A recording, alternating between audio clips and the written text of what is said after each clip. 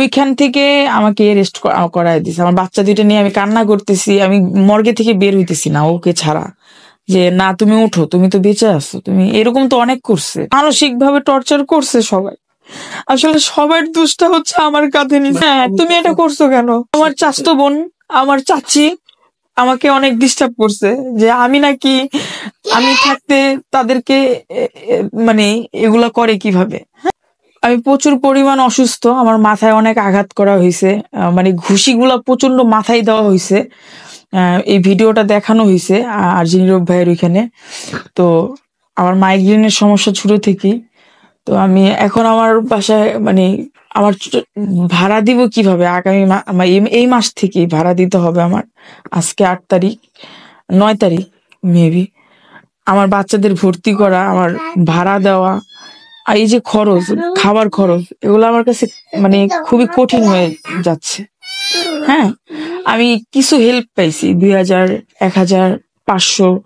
হ্যাঁ, তো আর একটা ভাইয়া ভালো হেল্প করছে, কিন্তু ওটা দিয়ে মানে এখন আমি 2019-এর হিসাব করছিলাম, তো 30,000, 36,000 বা 40,000 টাকা ব্যবসা করা পসিবল না। তো যেটা হচ্ছে যে আমার এই 2 বাচ্চা নিয়ে আমার চলাটা খুবই কষ্ট হয়ে যাচ্ছে।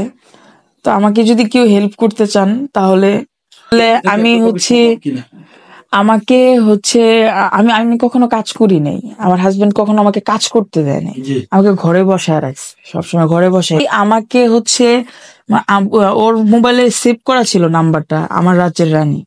হ্যাঁ, আমাকে কখনো কোনো কাজ করানো হয় নাই। অভিযোগ না, আমার মোবাইলে কিছু আছে, আমার কাছে এভরিথিং আছে। 4.5 লাখ টাকা দিছি, ওইটার প্রমাণও আছে। আমার শ্বশুর আমার এই বাচ্চাকে মানে লাস্ট 2 বছর হচ্ছে সে রাতে আসতো না, ভাত আমার সাথে খেত না, আমরা মানে ছিলাম না। তারপর আমি স্বেচ্ছায় তালাক দেওয়ার ইচ্ছা মানে করলাম, বিদেশ চলে যাব, তার ছেলে তার কাছে থাক। তো এটাও রাজি হলো না, বলতেছে মাইরা ফেলবো তোরে, তারপরেও না, তোরে ছাড়বো না।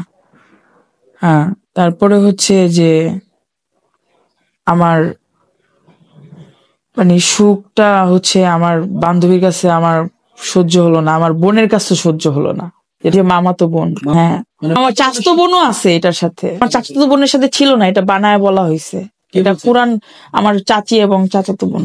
কি ধারণা করলেন যে আপনার হাজবেন্ড পৃথিবী থেকে চলে গেল? এর পিছনে আমার হাজবেন্ড পৃথিবী থেকে চলে গেছে, এটার পিছনের কারণ হচ্ছে প্রথমত আমার একটু দোষ আছে। আমি বলবো যে আমি মোবাইলে কথা বলা শুরু করে দিছিলাম, যেটা করতাম না কখনই, কোনো কারোর সাথে কথা বলতাম না আমি। তো ইমন নামের একটা ছেলে, খান ইমন, পাইকপাড়া থাকে, ওর সাথে হ্যাঁ ফোনে কথা বলা শুরু করে দিছি, এবং 2বার দেখা করছি, পাবলিক প্লেসেই দেখা করছি, আপনার হচ্ছে নতুন রাস্তায়। এটা আমার হাজবেন্ড একবারে মেনে নিতে পারে নাই। দ্বিতীয়ত হচ্ছে ওর বাবা ওর নিজের বাবার সাথে এবং ওর ভাইয়ের সাথে হচ্ছে প্রপার্টি নিয়ে লাগছে, গ্যাঞ্জাম হইছে। ও হচ্ছে বাবা মার প্রতি খুব উইক ছিল, মানে খুব দুর্বল ছিল ভাইয়ের প্রতি, মানে বলছে যে আমি মারা গেলেও আমার বাচ্চাদেরকে আমার ভাই দেখে রাখবে, কখনো আমার ভাই ফালাইবো না। হ্যাঁ, সেইভাবে বলতো যে আমার ভাইয়ের উপর আমার অনেক বিশ্বাস। আর ওর ভাই নাকি মরার পরে খরচটাও দেয় নাই, মানুষ নাকি এই লাশ নিয়ে গেছে ইসে।